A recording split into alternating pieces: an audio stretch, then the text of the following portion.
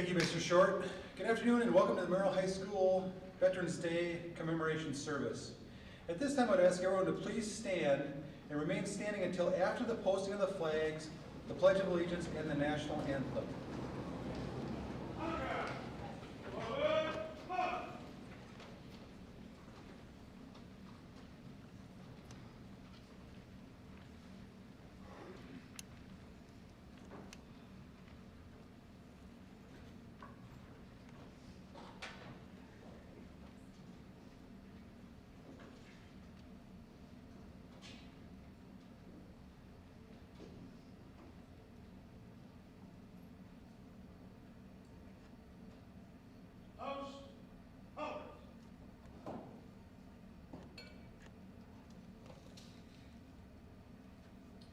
Please join me in the Pledge of Allegiance. I pledge allegiance to the flag of the United States of America and to the republic for which it stands, one nation, under God, indivisible, with liberty and justice for all. Thank you. Please remain standing as Mr. Jim Bjorklund and the Merrill High School Concert Choir lead us in the National Anthem.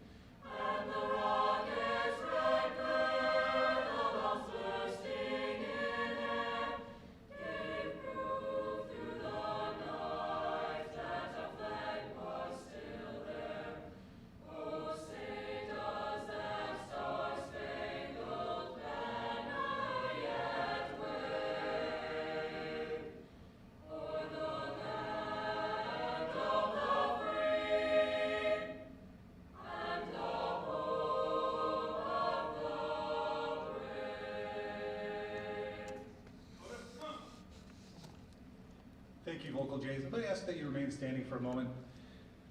Again, welcome. I want to welcome all of our veterans groups that are represented here today, as well as their families, central office staff members, community members, our high school staff, and of course our high school students. In addition, I'd like to recognize the time and effort that Mr. Huffman has put into this afternoon, the concert band, the concert choir, the vocal jays who just performed, and so congratulations on a job well done. As we honor our veterans at this time, please join me in standing for a full moment of silence for all veterans who have served and who are serving today.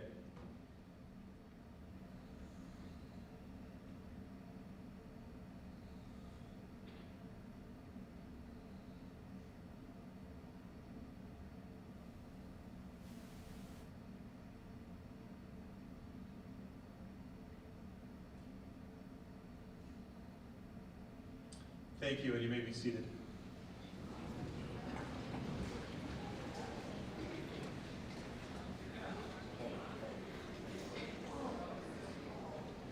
At this time, it's my pleasure to turn the program over to Navy and Reserve veteran and Merrill High School teacher, Mr. Craig Hoffman.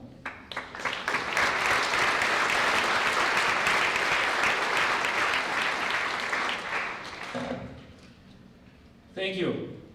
Today is always just a very special day for me, just in deference to my family members who served in the armed forces, some of my colleagues and friends that have remained so throughout my years of service, and you know, the reunions that we seem to have every so often.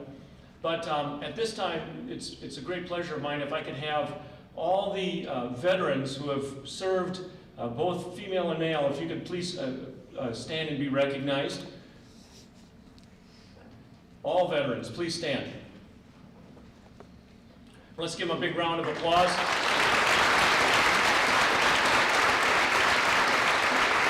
Please remain standing. If there are high school students that have joined the military and the delayed entry program, please stand. If there are any in the crowd, I'm not sure if there are this year, but we have one for sure. So again, thank you very much. Thank you. Please be seated.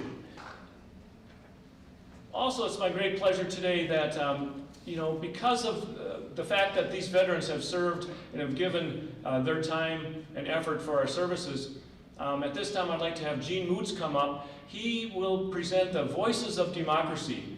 And because these ladies and gentlemen served, we are able to sustain democracy here in the United States, and it's a grand opportunity for students your age to participate and give voice to their ideals of democracy. So please welcome Gene.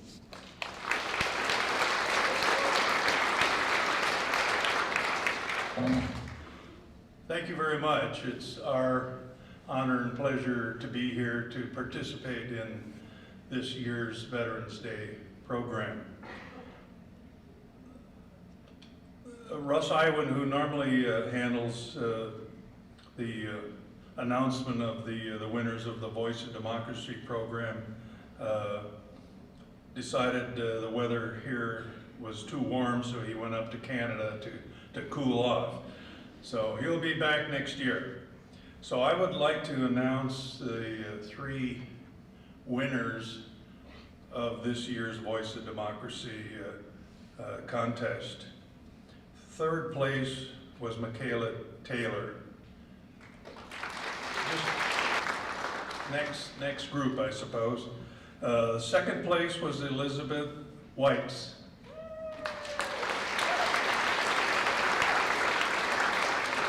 Is she here? Oh, okay. Now, unfortunately, the first place winner is not from the high school. He's a home school student, but you probably know him or his family. Anyway, it's Zach Whites is the first place winner.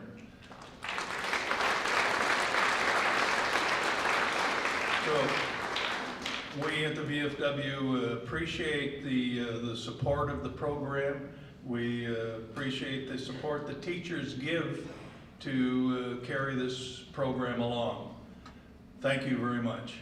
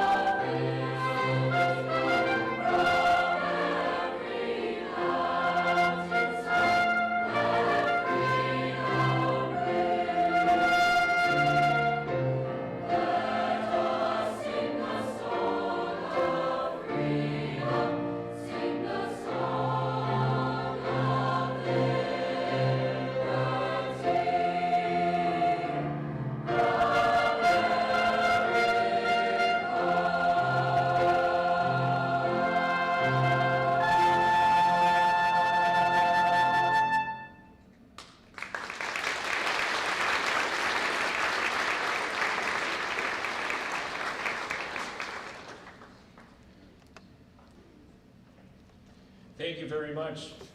It was just awesome. It was just very inspiring. And again, thank you very, very much. At this time, while the choir takes their seat, I just want to give a little bit of background information to our guest speaker today.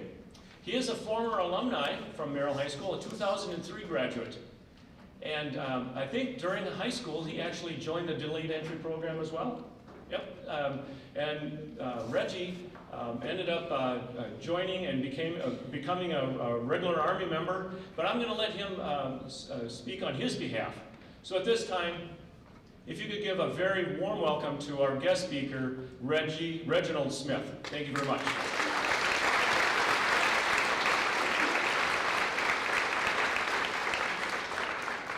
Not as tall as everybody. Reggie Smith. First, I'd like to thank Craig, Merrill High School, and everybody here for allowing me the opportunity to speak in front of you. A little nervous. I do speak professionally in my career now, but it's not usually to quite this many folks, so bear with me, I guess. Today I want to talk about a little bit of my background, my journey, and kind of what the military did for me. My path and the things I saw, the things I did, are going to be a little different than past veterans or even current folks that are in the military right now. I am a Merrill grad. I was 2002, so I'm a little older than what Mr. Hoffman quoted me there.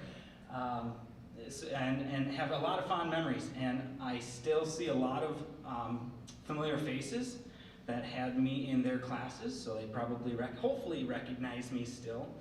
I don't know if I've changed too much, but this is what I'm going to look at today. So my journey just through the military, why I joined, what the military did for me, and then I'm going to hopefully lighten the mood a little bit and share one particular story that I like to tell time and time again, because a lot of people get a good kick out of it. So my journey. So I joined the military in 2001, so that is prior to me graduating. Joined E Troop 105th Cav right here in town. My dad was the first sergeant, and I joined the military for several reasons, which I'll get to. I didn't tell my mom, and I don't know if my mom's in here right now. You probably know my mom, Mrs. Smith. She's a home economics teacher here. She'll be coming in the second presentation, I think. She didn't know that I signed up in the military. And when I told her, I didn't get a very welcoming response. My dad was proud of me because he was in the military, but my mom was, you did what? And I said, well, I signed up for the military. So I did. I went to basic training and advanced training. Basic training, it was a little delayed because I wanted to start schooling. I went to college down in Marathon County right out of high school. Got some gen eds done, and then I went to basic training at Fort Jackson, South Carolina, where it was hot, it was miserable, but it was an experience. I did my advanced training at Fort Lee, Virginia, which was fantastic. It was a great experience to interact with some awesome guys and have some memories that I'll never forget. After basic training, you'll notice in 2004, I came back. It was cold. I left for basic training in June, got back around Christmas time, and you'll see a pretty short turnaround. Got word that we were going to be deployed. I went back to Marathon County and got the word that I was going to be deployed someplace. Didn't tell us where, but they kind of gave us a heads up. My jaw dropped. I joined E Troop 105th Cav because it was a unit that hadn't been deployed since World War I or World War II, so I really thought I was pretty safe. I didn't think I was going to go overseas. I joined for several reasons, which I'll highlight in here next, but I really didn't think I was going to go overseas. So when I got the word, it worried me a little bit, kind of freaked me out. So I went to Camp Shelby, Mississippi, and from June to August, we did some advanced training where got to break down doors, got to go clear connexes, and just learn what I was going to be doing when I was overseas in theater. I was deployed in August 2005 and August 2006, so for a continuous 365 days, so I did have that one full tour. I was at Camp Navistar, which I've got a picture of. It's a pretty small camp, but it's right on the border of Kuwait and Iraq. The camp was tiny. I could drive a little gator around the camp. and I was a stone's throw in from Iraq. So I literally camp, and then I'll show you where Iraq would be. I finished, so I actually did ETS in 2009. So I did serve a full 8 years, and after that 8 years, for me it was, I wanted to finish schooling and I wanted to be a professional. So you'll see I don't have a uniform on because I am technically retired, and I'm a working stiff now, I guess. The pictures, I guess, just a couple of, the bottom left one, I stumbled upon that one. My dad was in the military 20 plus years, so I was always kind of infatuated with the military and always really interested in it. So for Halloween one year, I decided to dress up. The next picture, that's my dad, and I actually have illegal blonde hair. So I just joined, and you're not supposed to be dyeing your hair. But back in 2001, it was still popular to go to the bleach blonde Zach Morris hair, if anybody knows that reference. The next picture is my dad. He would have retired and I would have just been coming in. The bottom right's me, basic training, not real happy obviously. I was in the outlaw platoon for basic training. And then the top two pictures, the one on the far right is being deployed. Actually, if that looks familiar, we deployed right out of here at Merrill High School, and we had a police escort to fly out. And then the top picture is me coming back from being overseas. Okay, so a couple of reasons I joined the military. And just gonna be completely honest here with a couple of these. Some people do it for God and country. My reasons are a little different. My family, I have a history of family members. My grandfather served in World War II. He always says that he's the reason World War II ended, because by the time he got there, it was done. My dad served 20 plus years. He didn't see any overseas time, which led me to believe that I was going to be safe here in Wisconsin. He served 20 plus years and never went overseas. I wanted to serve my country, so I did feel this intrinsic belief that I wanted to do something for the country, that I wanted to do something that not many people do, something that I could hang my hat on. Military personnel make up less than 1% of the total U.S. population, and I think that's pretty huge. There's really not a lot of us that do this, and you can kind of tell just by the folks that stood up that did the early entrance. There were 2. So it's not something that a lot of people do.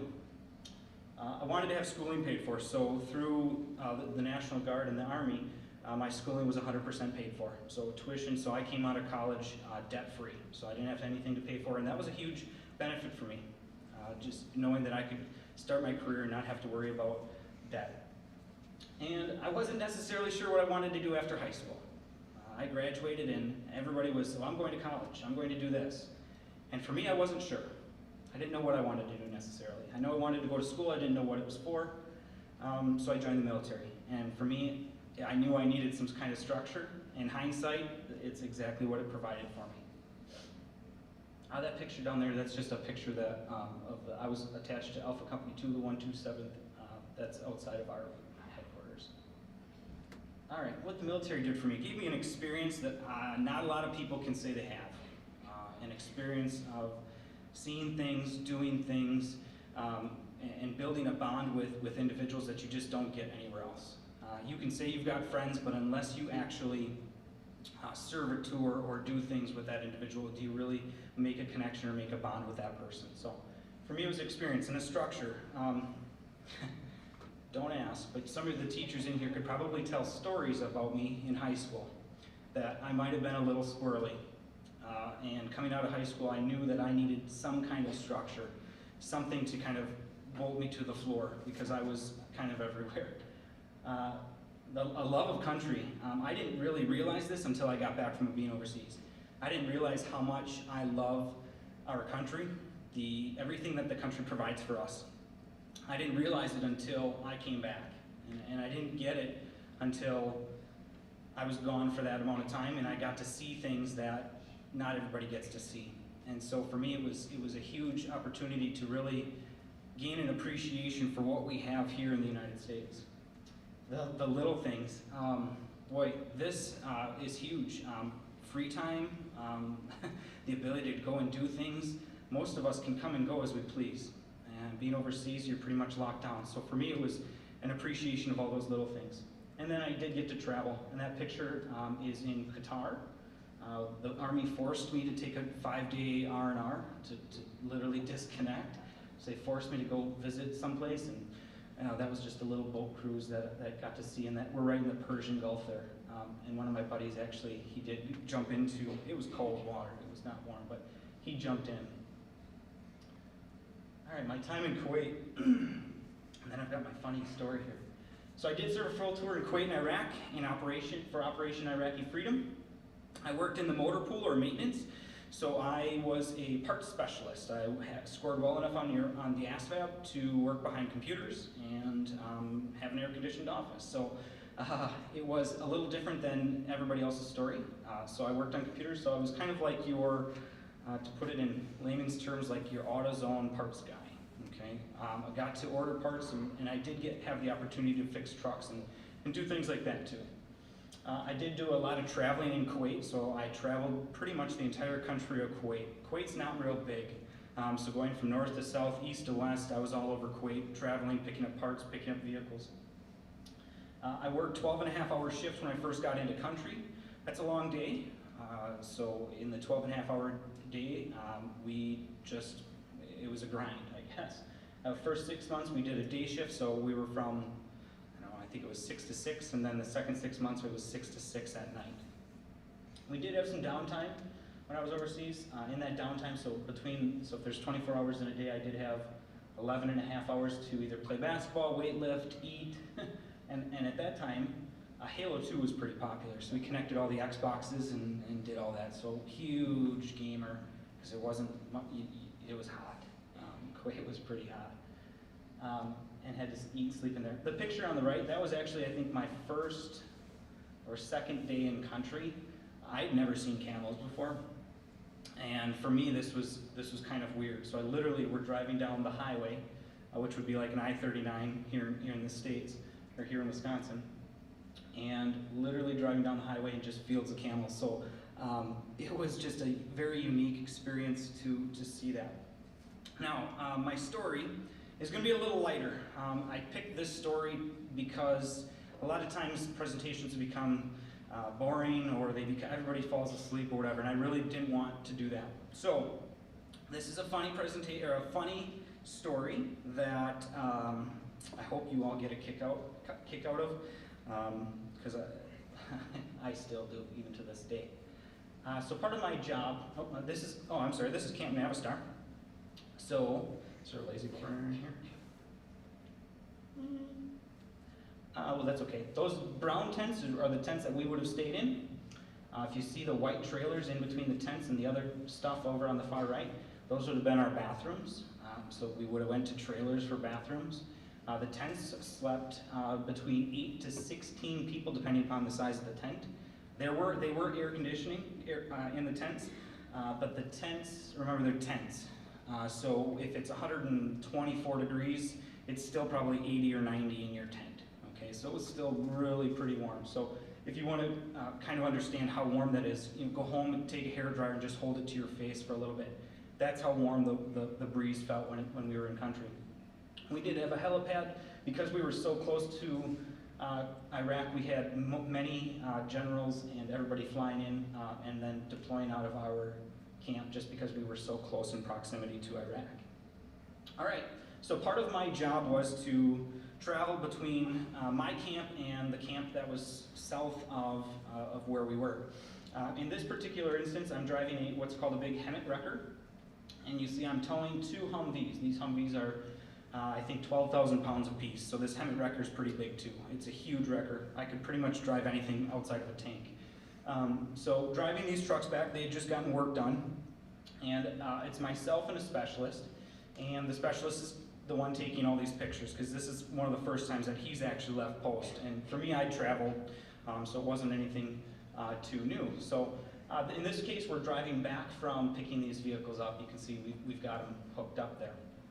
And at one point, we're driving and there's camels off the side of the road.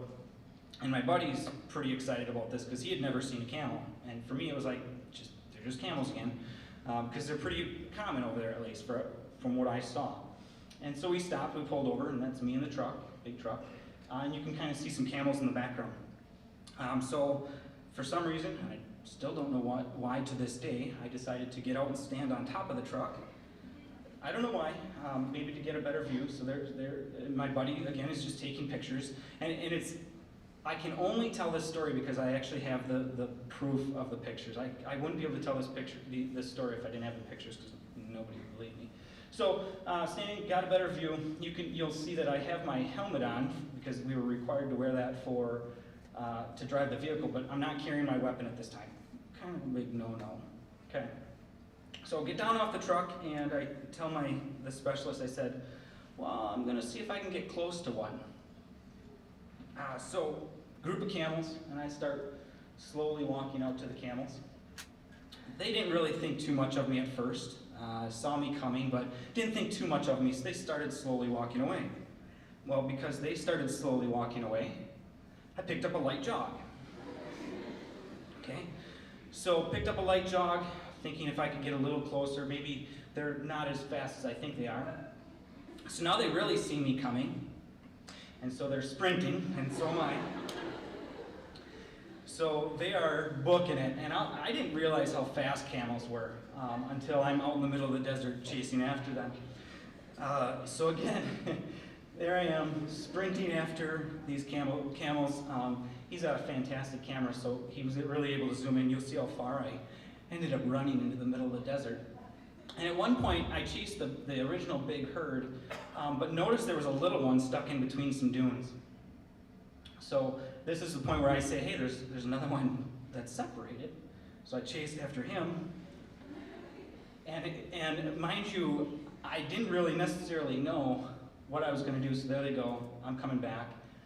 And mind you, he's zoomed in quite a bit, so I'm probably a football field away out in the middle of the desert. At this point, apparently, I was a little warm, took off the helmet, had no weapon. I don't even have a knife on me at this point. And I get back to the truck, and my buddy at this point stopped taking pictures, and he said, what were your plans? Like, what were you going to do if you were going to get close to one? And I said, whatever it took, I was going to try to get on the back of one of them and ride it as far as I could. And he was laughing so hard, he was literally rolling on the ground. And word got out. I did get a little bit in trouble for this because I didn't have a weapon, didn't have a knife, and I shouldn't have been running in the middle of the desert chasing camels. So that's my funny story, looking at one particular experience that I did overseas. In summary, I guess, and I would like to open it up to questions if there are some, if we've got time. I wouldn't trade my experience for anything. A lot of folks, I don't like to have regrets, and this was one of those that I did things, saw things, and I don't regret what I did. Don't regret joining the military because I really felt like it provided me with things that I wouldn't have gotten anywhere else. The structure, so I'm a technology integrationist for the Wausau School District, so helps me, I guess, stand up in front of people and talk and be comfortable and leading and things like that. I do want to say that the military isn't necessarily for everyone, but for me it was fantastic. It was a great opportunity, and it was awesome. So, no? No? Okay. Unfortunately, we don't have time for questions. If you can at least maybe ask questions like they say afterwards or something. Okay, if you do have questions, and I'll entertain nearly everything. So if you do have questions and you want to come up and talk, by all means. And with that, I want to thank everybody again for allowing me to be here.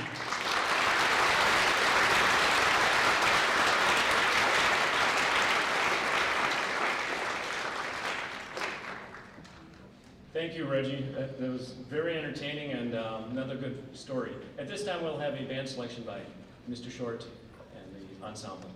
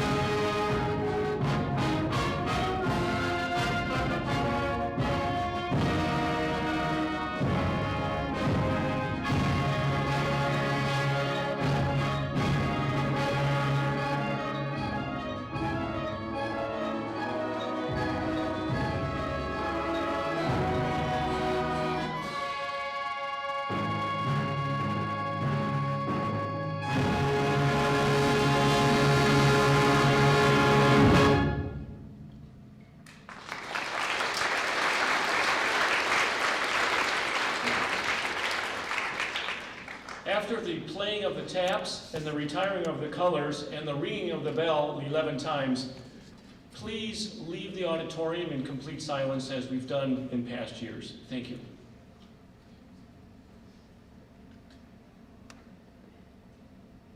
Please stand at this time as well.